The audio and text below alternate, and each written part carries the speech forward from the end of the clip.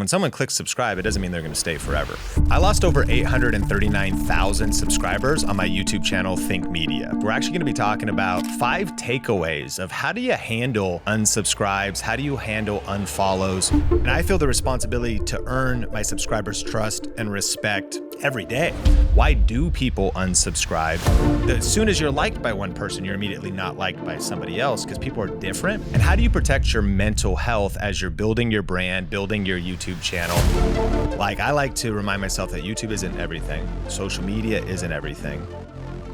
I lost over 839,000 subscribers on my YouTube channel, Think Media. That's the equivalent of 8 silver play buttons. I grew up in a small town called Arlington, Washington that had a population of 20,000 people. And that's the equivalent of being rejected by them 42 times over. That hurts. And so in this episode of the Think Media podcast, we're actually going to be talking about 5 takeaways of how do you handle unsubscribes? How do you handle unfollows? Why do people unsubscribe? And how do you protect your mental health as you're building your brand, building your YouTube channel, and ultimately wanting to make a difference on YouTube without ultimately being destroyed by the pain that can come with building a YouTube channel? And so I'm back with Melissa. How's it going? It's going great, Sean. I absolutely love this topic because there has been so much that we can learn from losing that many subscribers. And like you said, we're just working on helping people get their first 1,000 subscribers a lot of times, and you've lost 800 times that. So definitely good perspective. Yeah, and I'm excited to dive in these takeaways, but let's just to get the facts on the table. And I think number one, that's a completely true number. The official number as of recording is 839,016 subscribers have unsubscribed from Think Media. Now, that happened over 14 years. So the channel's pretty old. It's gone through different seasons. And we should define, we've also gained 3,694,116 subscribers. They're not all still there. Almost 1 million have left. And mathematically, it's about 23% have unsubscribed at some point, or about 2 out of every 10 subscribers have decided to unsubscribe. So I hope, first off, that just kind of big picture, that when someone clicks subscribe, it doesn't mean they're going to stay forever. But let's dive into some of these takeaways and think about what we can learn here. Yeah, the first thing that we want to talk through is there are so many different reasons why people might unsubscribe. We automatically go to the place of like, whoa, people must really hate us to have lost that many subscribers. But let's talk about some of the other reasons that might happen. Yeah, I do think that one, they're no longer interested in your content, and that's not a reflection on you, especially over 14 years. I think about hobbies that have changed over 14 years. You're into something for a while, and then you change. It's not that you still think the channel's cool, maybe the person's cool. It's not a personal reflection. You changed hobbies, your interests have changed. Also, for sure, YouTube cleans up bot accounts, fake accounts, inactive accounts. So there's some level, some days you'll actually maybe see a dip in subscribers. Like all of a sudden, depending on how big your channel is, it'll be like negative 4,000. That wasn't probably because 4,000 people were like, I'm offended. YouTube purged some accounts. I think the other thing is that your content has changed. We take it for granted that somebody subscribed maybe for a particular promise, but if you pivoted your niche, if you pivoted your format, this is personal to us, but over the years, we've added other personalities. So if you subscribed for Sean, but then maybe you saw someone like Omar or Nolan or Heather, then maybe you're like, wait a minute, that's not what I wanted to subscribe for. And then vice versa, the sheer nature of maybe you then subscribed seeing one of them and then you saw somebody else. So just being aware that if your content changes, but the painful one is that they also might not like you. Like at some point they're like, you're annoying. You don't, and it really, I think we want to sit with that for a little bit because it does sting. I know when I first saw this number, when we looked it up a few months back or whatever it was, I kind of go to humor and like self-depreciating humor because like secretly I'm bleeding inside, that's like the way I process it. Mm-hmm. And so I think there's something about like, it is real rejection. When the first people that actually heard about this, when we were kind of talking about this concept of how many subscribers we've lost, and it was just a really interesting stat that you pulled on, kind of on a whim one day. And then all of a sudden it kind of hit you like, oh, did I want to look that up? Did I want to know this? But you looked up that stat And then again, we put it out in an email because oftentimes our email subscribers are some of the first people that hear about things because it's like super fast. We can get info out there. We were talking about this concept, and I honestly thought that the responses to that email were going to be, well, yeah, no doubt you've lost that many subscribers. Like, you guys suck. And like, I was anticipating, like, it was scary to even bring up that concept because I thought people were going to affirm it, which just speaks to like, yeah, it was hard even for me. And I'm not even like, on that channel or anything like that. But it's just, it's personal no matter what. And I, again, thought that was going to be the response. And that could be the response still to comments in this video. People could be affirming why that's happening. So that's definitely real, but it was so worth it. Still, to put a bow on that concept, it was worth it. Great feedback to like having this conversation. And so the next takeaway that we want to go through is, not everyone is going to like you. That is like a true takeaway from this conversation, is to look that in the face and then start to process it. Yeah. And I think that I've learned, there's a quote we were talking about, probably not but from Aristotle, but that's who everybody attributes it to, that there's only one way to avoid criticism, and that is to do nothing, to say nothing, and to be nothing. If you're going to put yourself out there and start a YouTube channel, if you're going to put yourself out there and start creating content, if you take a stand for anything, then there are going to be people who will criticize you, and that could be negative comments. It's, of course, choosing to click the unsubscribe button, and it could go even worse. They might gossip about you. You get to a certain size, they might make a video about why they don't like you and publicly call you out. And well, if you want to avoid that, well, then just do nothing, say nothing, and be nothing. I think a modernized YouTube way of saying this is the only way to avoid being unfollowed is to not have any convictions, is to play it safe, is to try and please everyone, and is to never start in the first place. So if you never start, you'll never have to go through the pain of the unsubscribers. But I think that people not liking you just comes with the territory of standing for anything. The truth is, being a leader goes hand in hand with rejection. Nobody makes it to the top without being rejected somewhere along the way.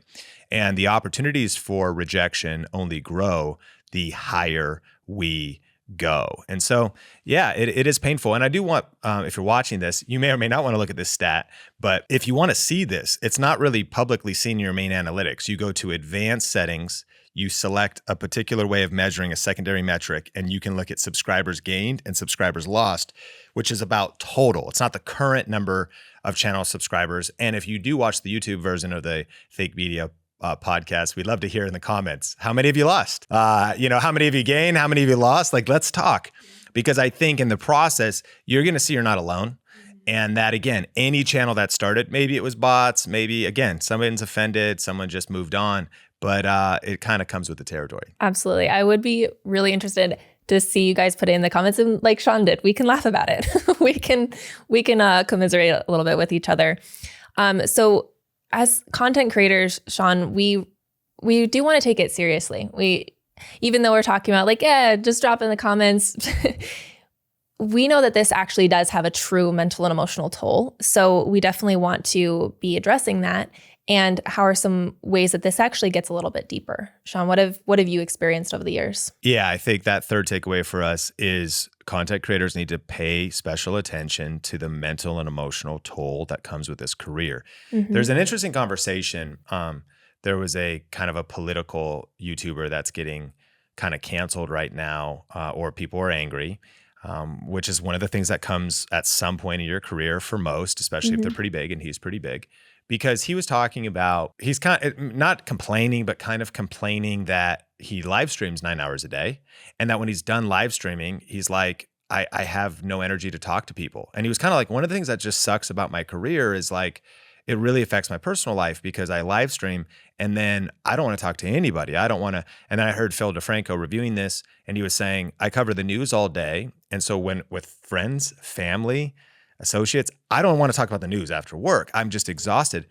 And then people go, oh, I can't believe you as a successful YouTuber, you're rich, entitled, you have the best career ever, you get to work full time from home. And so there's a weird tension that really can trigger people.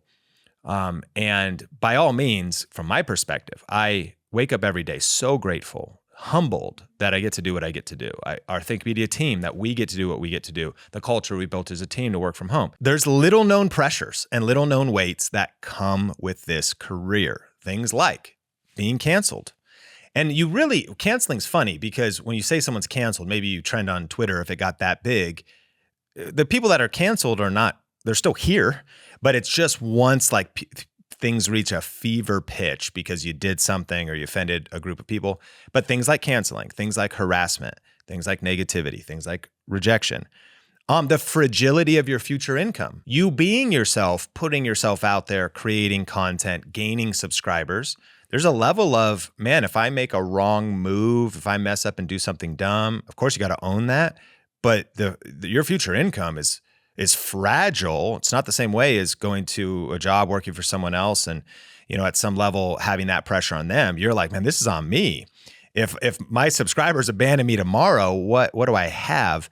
So I think that, I know you've got some thoughts on this. I think just pay special attention to the mental and emotional toll. Like, I like to remind myself that YouTube isn't everything. Social media isn't everything. If my wife, my kids, and my inner circle and my inner game is good, like if I can look myself in the mirror, if I can, when things get quiet, drive in my car, don't turn on music or podcasts or anything else, just pray, spend time with God, think about it. Okay, yeah, this is my career and this is what's happening over here, but it's also just YouTube, or it's also just even your job, even your career is just your career. How's your soul? And I know I can get wrapped up and wound up in this and the level of stress that can rise in a day and maybe the negative news or a video does flop and you do get a lot of negative feedback and dislikes or an abnormal amount of unsubscribes because of a particular video. You feel that for sure, but YouTube isn't everything.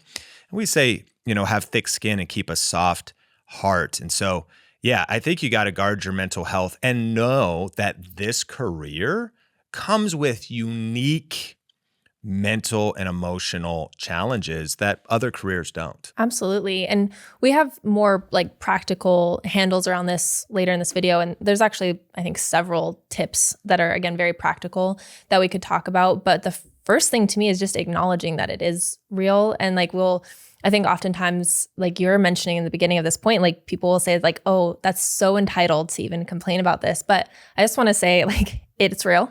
Those emotions are very they can run very deep and they can touch on a lot of different insecurities and things that are part of the rest of our life. So I do think that as content creators, we're often very isolated, but we are not meant to carry a load like that alone.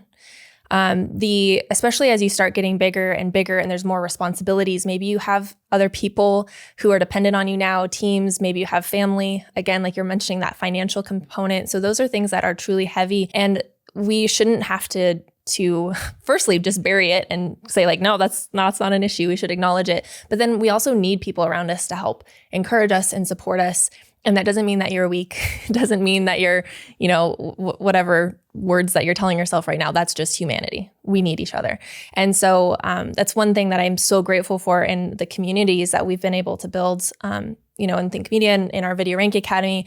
But it's just ways to actually find other people who understand. You're like, I get this. I've gone through that and you're not alone and you're not experiencing this on your own. And let me support you and let me encourage you to keep going and to push through. And so I'm always encouraging our community members, don't isolate yourself. Find those people. And one very practical way to do that, again, is to we have an in-person event coming up, right, Sean? And we made that decision very specifically. So we want this to be in person. We want to really encourage people to come out to Las Vegas, meet in a room, meet other humans, get face to face with other people, because it's pivotal. It's pivotal to your sustained health in this way, is to actually make those connections, to do it in person, but also to just have that connection made at all.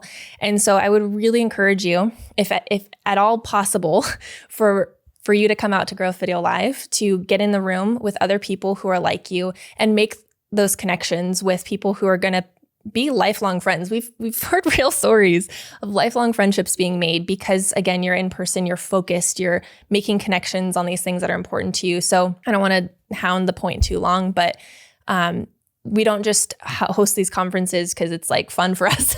It's a lot of work, but we think that it's incredibly important and has a huge payoff when you lean into that community aspect. Imagine being in the room with some of today's top personal brands, video marketing experts, and online entrepreneurs. This year, you will have that chance at growwithvideolive.com. Grow with Video Live is the #1 conference for building your personal brand and growing your business with online video. This year's speakers include Dave Ramsey, Pat Flynn, Shalene Johnson, the Think Media team, and many more. So go to growwithvideolive.com to get your ticket today. Let's get back to some more of, again, the tangible parts of this experience. And fourthly, you need to reach a lot of people to find your true fans. Yes. For every 10 subscribers we gained, we've lost 2. That's kind of rough numbers over the 14 years. You need to reach a lot of people to reach your true fans. It's kind of a business thing. I think people underestimate the amount. It's like if you wanted to promote a new acai bowl or a green juice place, what do you put? You put flyers on windshields. I've done for promoting businesses or promoting like a new church plant that I've been a part of. We went in neighborhoods and put like door hangers on doors. Mm-hmm. So if you send out mailers to promote an event, you figure out different zip codes and you send out 10,000, that maybe 200 would actually come to the event. So I think the same is true on YouTube. I think like as people are on the rise up, them clicking subscribe, maybe we overestimate like what that meant. It wasn't like I'm subscribing. You know what that means? I'm loyal to you. I'm with you for life. We are blood brothers and blood sisters now. Like I'm clicking subscribe. You know how hard it would be to break this bond? This is a covenant. Like they might have clicked subscribe, like maybe I'll check out another video and see if I want to. So there's like degrees of how committed, how deep they are. So I just think, thinking about have a vision. Of course, everybody wants to go viral, but like have a vision and have hustle and put out content to reach big numbers of people that you'll be able to find a small group that are your true fans that are really ride or die. And what would you rather have?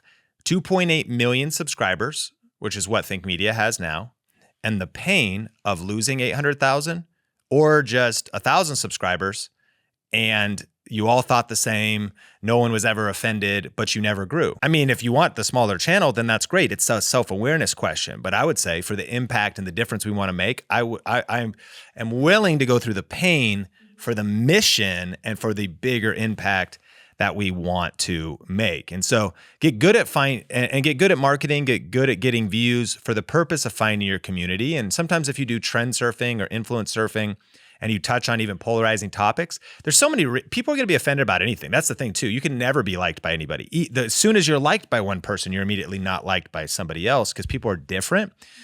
But when you step into certain categories, sometimes you got to be willing, I think, to have growth, to be really unliked on the way. But when something's polarizing, when a lot of people don't like a video, like sometimes when we've gotten bolder about our faith, there's certain people people don't like it. That triggers them. As other people, it triggers their passion for like, man, that's why I love Think Media. Man, their convictions, their values for faith, their values for family.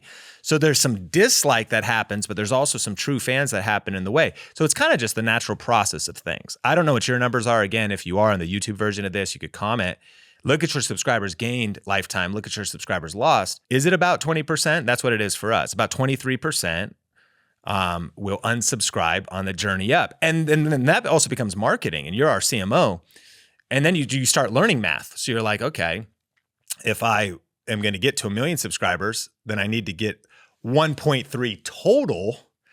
That 1 million would be left over because that'll just be the math to actually reach that target. And I know this gets emotional, but that makes it a little more practical. Exactly.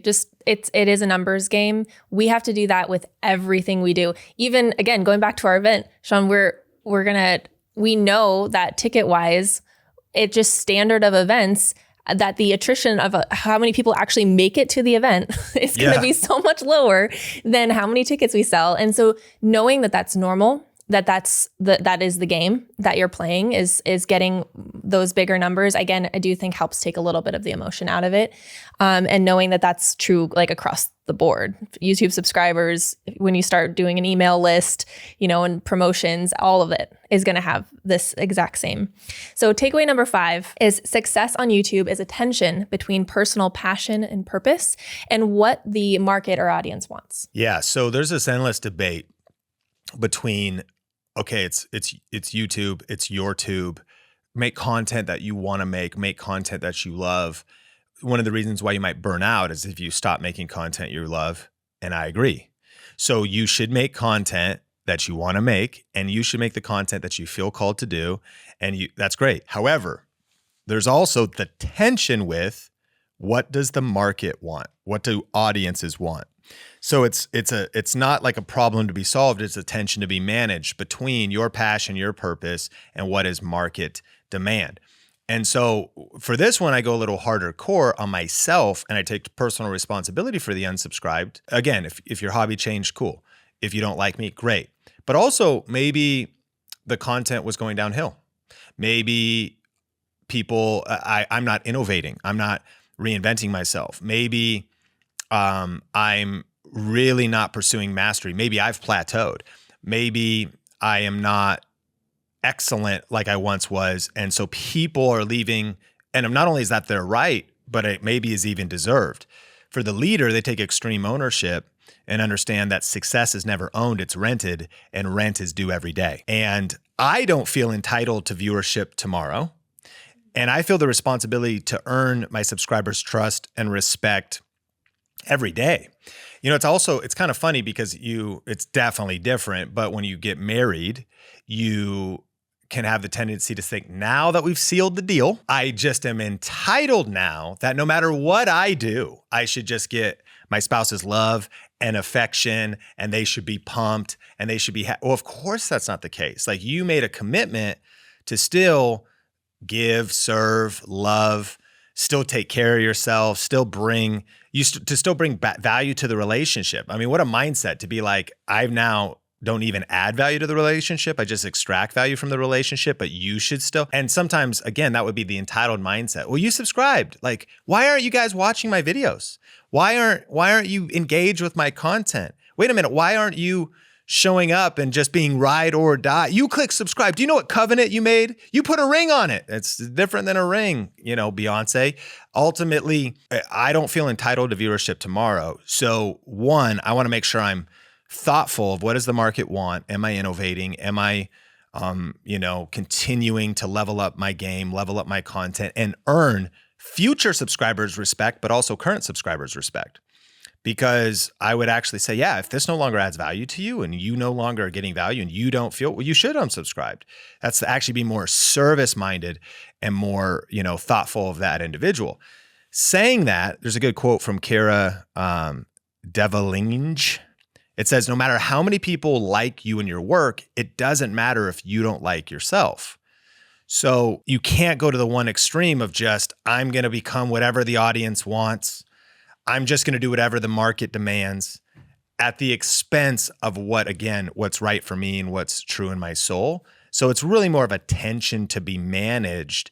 And I think that there's truth on both sides. Maybe you're pivoting back to coming more to the core of the content you want to make, but also being thoughtful about success is never owned, it's rented, and rent is due every day. So I want to continue to earn my current and future subscribers respect and viewership. That's so good, Sean. I think this conversation is very needed, and there's even more we could talk about within this. Would love to hear people's feedback on it in the comments and your experience with this concept of just negativity. So I did mention Grow Video Live in this video. If you would like to attend with us, obviously we'd love to have you. I won't hound you again on how important it is. We would love to have you at Grow with Video Live. You can get tickets at growwithvideolive.com and then join us in person in Las Vegas. That's coming up in just a few weeks from the time this episode is released. And so we'd love to see you there. Otherwise, we hope that you subscribe, and join us for the future episode.